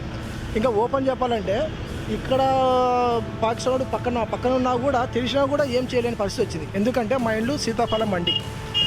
సడన్గా 150 మంది సిల్కలు కూడా చౌరస్తా దగ్గర వచ్చేసారు. ఫుట్పాత్ పైన ఇట్లా పనుకున్నారు. సడన్గా ఏందో బట్టి ఒక దేశ పౌరునిగా పోయి అడిగా, మీరు ఎక్కడి నుంచి వచ్చారు, ఏం కదా అంటే మేము ఢిల్లీ నుంచి వచ్చామని చెప్పేశారు. ఢిల్లీ నుంచి సడన్గా ఎందుకు వచ్చారు? ఏమైనా కన్స్ట్రక్షన్ పని మీదనా, ఇంకో పని మీదనా అడిగా. లేదు, అక్కడ మాకు పోలీసు వాళ్ళు అక్కడ తరిమేసి ఇక్కడికి వచ్చాము. పోలీసులు ఎందుకు తరిమేశారు? అక్కడ ఢిల్లీ ఉంది ఏంది, కొత్త గవర్నమెంట్, బీజేపీ గవర్నమెంట్ వచ్చింది. అక్కడ మీరంతా ముస్లిమ్స్. ఓకే, నాకు అర్థమైపోయింది. సరే వెంటనే చిలకలగూడ చౌరస్తా దగ్గర పోలీస్ స్టేషన్లో కంప్లైంట్ ఇచ్చాను. ఇప్పుడు 150 మంది అక్కడ నా కంటి ముందరే బంగ్లాదేశ్, మయన్మార్లు ఫుట్పాత్ పైన నేనే ఇంటర్వ్యూ చేశాను. తెలిసిపోయింది. నేను పోలీస్ కంప్లైంట్ కూడా ఇచ్చాను. పోలీసులు వచ్చారు, ఎంక్వైరీ చేశారు. వాళ్ళు రోహిణ్యాలు అని చెప్పేసి తెలిపోయింది. నెక్స్ట్ డే 100 మంది అక్కడ కనిపించలేదు, ఓన్లీ 50 మందే కనిపించారు. అయినా 50 మంది అట్లనే ఉన్నారంటే ఎవరు బలం చూసుకున్నారో తెలియదు. ఆ 100 మంది పోలీసులు అరెస్ట్ చేశారా లేకపోతే బార్డర్ దాడి ఇచ్చారా అనేది ఇంతవరకు ఎవరికి తెలియదు. మళ్ళీ నేను పోయి వాళ్ళ ఎంక్వైరీ చేస్తే మళ్ళీ నా పైన సీరియస్ అవుతారు, నీకేం అవసరము అని చెప్పేసి సిస్టమ్. ఎందుకంటే ఇక్కడ సెక్యులర్ పార్టీ ఉంది కాబట్టి అలా ఉంటుంది. ఈ 4 years కూడా మనము ఏం ఎక్స్పెక్ట్ చేయాల్సిన పరిస్థితులు లేవు. ఇప్పుడు ఈ ధర్నా కూడా ఎందుకు చేసామంటే రోజు రోజుకి దాడులు ఎక్కువైపోతున్నాయి, హిందువుల పైన దాడులు ఎక్కువైపోతున్నాయి. ప్లస్ రాజ్యాంగం పట్ల కూడా ఎవరికి అంటే ఓన్లీ హిందువులకే రాజ్యాంగం పట్ల అవగాహన ఉంది, కానీ వేరే మతాలకి మాకు అవసరం లేదు, మా రాజ్యాంగం మా మతం మాదే అన్నట్లు వాళ్ళు వివరిస్తున్నారు. అలాంటప్పుడు మెయిన్గా ఎఫెక్ట్ పడేది హిందువులకే. ఇంకొక 1 year తర్వాత 2 years తర్వాత ఎలా ఉంటుందని మాకంతా అర్థమైపోయింది భారతదేశంలో ఎలా ఉంటుంది. ఈవెన్ ఇప్పుడు బీజేపీ గవర్నమెంట్ ఉన్నా కూడా ఈ పరిస్థితి ఉందంటే, ఒకవేళ సెక్యులర్ పార్టీ సెంట్రల్లో కావచ్చు స్టేట్లో కానీ వచ్చిందనుకో, ఇండియా పరిస్థితి ఏంటి, జనాల పరిస్థితి ఏంటి, ఆస్తుల పరిస్థితి ఇంకా మీరే ఊహించుకోవచ్చు. మీరు ఇందాక అన్నారు కదా బెంగాల్ బోర్డర్ దగ్గర ఎందుకు పటిష్టమైన భద్రత లేదంటే, యాక్చువల్ కంప్లీట్గా ఓపెన్ చెప్పాలంటే మమతా బెనర్జీ వచ్చేసి బంగ్లాదేశ్ గవర్నమెంట్కి ఫుల్ సపోర్ట్ చేస్తుంది. ఎందుకు సపోర్ట్ చేస్తుంది, ఇస్లామిక్ స్టేట్ చేయాలని చెప్పేసి సపోర్ట్ చేస్తుంది. దానివల్ల అక్కడ బార్డర్ అనేది లేదు. మీకు ఓపెన్ చెప్తున్నా, ఇక్కడ మనం నిలబడమా, ఇది ఎట్లయితే ఉందో ఖాళీగా ఉందో సేమ్ అలాగనే ఉంది. అక్కడ బార్డర్ అనేది ఏం లేదు, అట్లా పోవచ్చు ఇట్లా రావచ్చు. అంటే ఈ యాక్టివిటీస్ ఎంత ఈజీగా ఉందంటే, ఇప్పుడు సపోజ్ ఇప్పుడు ఎలక్షన్స్ ఉన్నాయి, ఇప్పుడు ఏపీ ఆంధ్రప్రదేశ్లో ఒక ఎలక్షన్స్ ఉన్నాయి, బంగ్లాదేశ్లో ఒక 10,000 మంది ఓట్లు వేసుకోవాలంటే ఒక 2 నెలల ముందు 3 నెలల ముందు ఇక్కడ వాళ్ళకి Aadhaar card, pan card, voter ID card కూడా సిద్ధంగా ఉంటాయి. వాళ్ళు ఓట్లు వేసుకోవాలంటే ఒక 2 నెలల ముందు 3 నెలల ముందు ఇక్కడ వాళ్ళకి Aadhaar card, pan card, voter ID card కూడా సిద్ధంగా ఉంటాయి. వాళ్ళు ఓట్లు వేస్తారు, మళ్ళీ వేరే స్టేట్లో ఎక్కడైతే వేయాలనుకుంటారో మళ్ళీ ఆ సెల్ట్ ఇక్కడ దుకాణం సర్దుకుంటారు, అక్కడ పోతారు, మళ్ళీ అక్కడ ఓట్లు వేస్తారు. మళ్ళీ అక్కడ ఏమైనా రిస్క్ అనిపించింది అనుకోండి మళ్ళీ బంగ్లాదేశ్కి వెళ్ళిపోతారు, మళ్ళీ వస్తారు. అంత ఈజీగా ఉంది వాళ్ళకి వ్యవస్థ. అది ఎవరు కల్పించారు, మన రాజకీయ పార్టీలు సెక్యులర్ పార్టీ వాళ్ళు ఎందుకు కల్పించారంటే, ఈ ముస్లిమ్స్కి మనం డైరెక్ట్ సపోర్ట్ చేసేలాగా మనకి ఓటు పడుతుంది అనే ఉద్దేశంతో చేస్తున్నారు. భారతదేశంలో ప్రతి ఒక్క పౌరుడు ఈ విషయం పైన ఆలోచించాలి. ఈ విషయం గురించి మనం ఆలోచించకపోతే రేపు పొద్దుగల మనకు భవిష్యత్తు లేదు. మన భవిష్యత్తు ఎలా అయిపోయిందంటే, ఈరోజు ఎవరో అక్రమదారులు వచ్చి మన పైన పెత్తనం చేశారు. గతంలో మనం బ్రిటిష్ కాలంలో వాళ్ళు బ్రిటిషర్స్ వచ్చి మన పైన ఆధిపత్యం చేశారని చెప్పడం విన్నాం మనం. అదే కాకుండా నైజాం ప్రభుత్వం ఆ రోజుల్లో మన ఆడవాళ్ళ మనాలు దోసుకున్న రోజులు విన్నాం మనం. కానీ రేపు జరగబోయే రోజుల్లో అలాంటి సంఘటనే మన భారతదేశంలో మన పిల్లలు చూడాల్సిన రోజు వస్తుంది. ఎందుకంటే ఈరోజు ఉన్న ప్రభుత్వాలు వీటిపైన చర్యలు తీసుకోకపోతే రేపు రాబోయే రోజుల్లో మన భారతదేశం అనేది ఉండదు. ఈ మైగ్రెంట్స్ వల్ల మన దేశం నాశనం అవుతుంది. మన భారతదేశ పౌరులకు అందరికీ చాలా ఇబ్బంది అవుతుంది. ఆలోచన చేయాలి. ఫస్ట్ యువతనే, మీరు యువత సినిమాల కోనికి ఎంజాయ్ చేయడానికి ఇస్తున్న ప్రిఫరెన్స్, మన దేశం మన ఇల్లు గురించి ఎంత ఆలోచిస్తున్నామో మన దేశం గురించి కూడా మనం ఆలోచించాలి. మనమే ఆలోచించలేని పరిస్థితిలో ఉంటే రేపు పొద్దున మనకు భవిష్యత్తు ఉండదు. ఖచ్చితంగా యువత మేలుకోవాలి. మీరు మేలుకొని మన భారతదేశాన్ని కాపాడాల్సిన పరిస్థితి యువత దగ్గర ఉంది. ఖచ్చితంగా యువత మేలుకోవాలని కోరుకుంటాం. ఓకే అన్న, ఈ రోహింగ్యాలు అంటే బీజేపీ పాలిత ప్రాంతాల నుంచి ఇక్కడికి అంటే కాంగ్రెస్ పాలిత ప్రాంతాలకి అక్కడి నుంచి ఇక్కడికి షిఫ్ట్ అవుతున్నారు. దీని పట్ల మీ అభిప్రాయం చెప్పండి. కాంగ్రెస్ పాలిత ప్రాంతాలు బీజేపీ పాలిత ప్రాంతాలు కాదు, మన భారతదేశం అన్నీ ఒకటే. ఎవ్వరు ఏ పార్టీ ఉన్నా ఫస్ట్ నేను ఏం చెప్తున్నా అంటే, రాజకీయ నాయకులారా, పార్టీల అధ్యక్షులారా, పార్టీలు నడిపిస్తున్న వ్యవస్థలు నడిపిస్తున్న నాయకులారా, మీరు ఆలోచన చేయండి. ఈరోజు జరుగుతున్న సంఘటన ఇప్పుడు మనం చూస్తున్నాం, కొన్ని సంఘటనలు చూస్తున్నాం. మన భారతదేశంలోకి వచ్చి మన భారతదేశంలోనే ఫర్ ఎగ్జాంపుల్ ఇప్పుడు కొన్ని లవ్ జిహాద్ కేసులు అవుతాయి. లవ్ జిహాద్ కేసులని బయట నుంచి వచ్చిన మైగ్రేన్లు వచ్చిన పిల్లలే ఇలాంటి సంఘటనల పైన పనిచేస్తారు. రేపు పొద్దుగల మీ ఇంట్లో ఉన్న ఆడపిల్లను కూడా ఎత్తుకుపోయి లవ్ జిహాద్ చేస్తారు. ఆలోచన చేయండి. ఇది మన దేశానికి, మన సంపదకు, మనకు చాలా ఇబ్బందికరమైన విషయం. మీరు అందరూ ఆలోచించాలి, పార్టీలు కూడా ఆలోచించాలి. ఈ విషయం పైన ఆలోచించకపోతే మీ ఇంట్లోనే మొదలవుతుంది చిచ్చు అని చెప్తున్నాను. ఖచ్చితంగా. సరే అండి, ఈ రోహింగ్యాలు ఎలా తరం కొట్టాలి మన ప్రభుత్వం అనేసి మీరు భావిస్తున్నారు? ఆల్రెడీ సిఏఏ, ఎన్ఐఏ ఇవన్నీ ఉన్నాయి కాబట్టి ఇవన్నీ వాటి పని వాళ్ళు చేస్తారు. కానీ ప్రజలు కూడా వాళ్ళకు సహకరించాలి. వాళ్ళతోని ఈ సెక్షన్ల పైన మనం ఆలోచన చేయాలి, ప్రతి ఒక్కరికి తెలియజేయాలి ఈ విషయాన్ని తెలియజేయడం వల్లనే మన దేశం బాగుంటుంది. మనమందరం కూడా ఒక పోలీస్ ఆఫీసర్ లెక్కల, పోలీస్ ఆఫీసర్ అయితే ఎట్లా బాధ్యతగా పనిచేస్తుండో అలాంటి ఆఫీసర్ లెక్కలు కూడా మన దేశం కోసం మనం పోలీస్ ఆఫీసర్లను కావాల్సిన రోజు వచ్చింది. ఈ ధర్నా ఏ మతానికో ధర్మానికో వ్యతిరేకంగా నిర్వహించబడలేదండి. భారతదేశంలో వస్తున్నటువంటి ఒక వలసవాదులు ఏవైతున్నారో వారు దేశ ఐక్యతకు ముప్పు కలిగించేటువంటి పరిస్థితులు ఏర్పడబోతున్నాయి. ఎందుకంటే ప్రజాస్వామ్య ప్రభుత్వం లోపల ఓటున్న వాందే రాజ్యం అవుతుంది కాబట్టి భవిష్యత్తు లోపల వీళ్ళు ఎక్కువ మందిగా ఓటర్లుగా నమోదైతే వాళ్ళంతా కూడా జాతీయ విపత్తుగా ఏర్పడే పరిస్థితి ఉంది. మొన్న చూసారు మీరు అమెరికాలో కూడా అక్కడ ఉన్నటువంటి వలసవాళ్ళందరినీ కూడా వెళ్ళగొట్టడం జరిగింది. ఈ విధంగా జాతీయ భద్రత ముప్పు కలిగించొద్దని చెప్పి మనం ముందుగానే మేలుకోవాలి. ఎందుకంటే గతంలోనే మనం 400 సంవత్సరాలు బ్రిటిష్ వాళ్ళ పాలన లోపల వాళ్ళు కూడా వలసవాదులు వచ్చారు. వాళ్ళు కూడా అధికారం కొరకు రాలేదు, మేము కేవలం వ్యాపారం చేసుకోవడానికి వచ్చి మాత్రమే వచ్చని చెప్పిన వాళ్ళు తర్వాత అధికారం హస్తగతం చేసుకొని దేశాన్ని అంతా కూడా పరాయి పాలన అనుభవించాం. కాబట్టి ఇప్పుడున్నటువంటి మన యొక్క సమాజం లోపల ఇటువంటి పరిస్థితులు జరుగుతున్నాయి. కాబట్టి ముఖ్యంగా ఈ భారతీయ నేషనలిస్ట్ ఫోరం అనేటువంటి ఒక స్వచ్ఛత సంస్థ ఈ విధంగా ఒక కార్యక్రమాన్ని నిర్వహించి మన ప్రజలలో అందరి లోపల జాగృత చేయాలని ప్రయత్నం చేస్తుంది. అందులో ఇక్కడికి కొంతమంది రావచ్చు, కానీ వీరి ద్వారా విషయం అంతా కూడా వ్యాపించేటువంటి అవకాశం ఉంది. ముఖ్యంగా ఈ కార్యక్రమం నిర్వహిస్తున్నటువంటి వాళ్ళతో పాటుగా ఇక్కడ వచ్చేటువంటి రిఫ్లెక్షన్ ఛానల్ వాళ్ళకు కూడా మరీ ధన్యవాదాలు. ఇటువంటి ఒక కార్యక్రమాలు ధార్మిక కార్యక్రమాన్ని కూడా నిర్వహిస్తున్నారు. మరి వారికి మరొకసారి వారి మేనేజ్మెంట్కు సౌరూపమైన ధన్యవాదాలు తెలుపుతూ జై హింద్, జై భారత్, జై శ్రీరామ్.